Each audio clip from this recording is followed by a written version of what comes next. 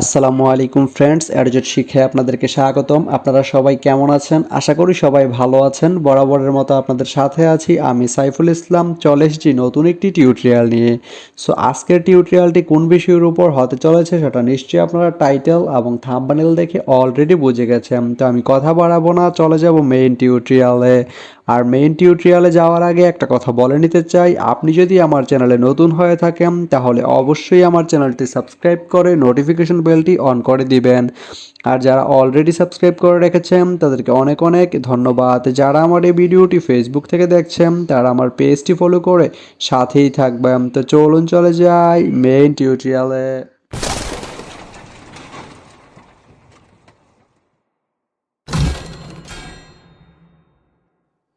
তো বন্ধুরা, আজকে আমরা জানবো আপনি ঠাকুরগাঁও থেকে কিসমত যেতে কোন কোন ট্রেন রয়েছে, সেই ট্রেনগুলো ছাড়ার নতুন সময়সূচি, ভাড়ার তালিকা, বন্ধের দিন এবং গিয়ে পৌঁছতে কতক্ষণ সময় লাগবে বিস্তারিত।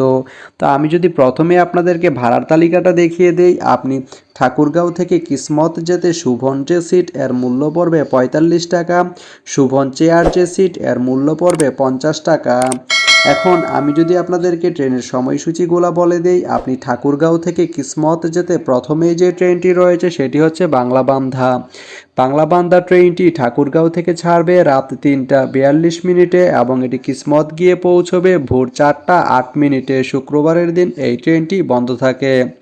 এরপরে রয়েছে দ্রুতযান ট্রেনটি ঠাকুরগাঁও থেকে ছাড়বে ভোর ৫টা ৪০ মিনিটে এবং এটি কিসমত গিয়ে পৌঁছবে সকাল ৬টায়। এই ট্রেনটির কোনো অফ ডে নেই। এরপরে রয়েছে কাঞ্চন ট্রেনটি ঠাকুরগাঁও থেকে ছাড়বে সকাল ১০টা ৫৫ মিনিটে এবং এটি কিসমত গিয়ে পৌঁছবে সকাল ১১টা ২৭ মিনিটে। এই ট্রেনটির কোনো অফ ডে নেই। এরপরে রয়েছে দুলনচাপা ট্রেনটি ঠাকুরগাঁও থেকে ছাড়বে সন্ধ্যা ৭টা ২৩ মিনিটে এবং এটি কিসমত গিয়ে পৌঁছবে সন্ধ্যা ৭টা ৫৩ মিনিটে। এই ট্রেনটির কোনো অফ ডে নেই। এরপরে রয়েছে একতা ট্রেনটি ঠাকুরগাঁও থেকে ছাড়বে রাত ৮টা ১৮ মিনিটে এবং এটি কিসমত গিয়ে পৌঁছবে রাত ৮টা ৪২ মিনিটে। এই ট্রেনটির কোনো অফ ডে নেই। তো আপনি ঠাকুরগাঁও থেকে কিসমত যেতে এই 5টি ট্রেনের যে কোনো একটি ট্রেন ব্যবহার করতে পারেন। তো ভিডিওটি কেমন লাগলো অবশ্যই কমেন্ট করে জানাবেন। আর ভিডিওটি যদি ভালো লেগে থাকে বা আপনার কোনো উপকারে এসে থাকে তাহলে ভিডিওতে একটা লাইক করে দিবেন, কারণ আপনার একটা লাইক আমাকে অনেক ইন্সপায়ার করে নতুন নতুন আরও ভিডিও বানাতে।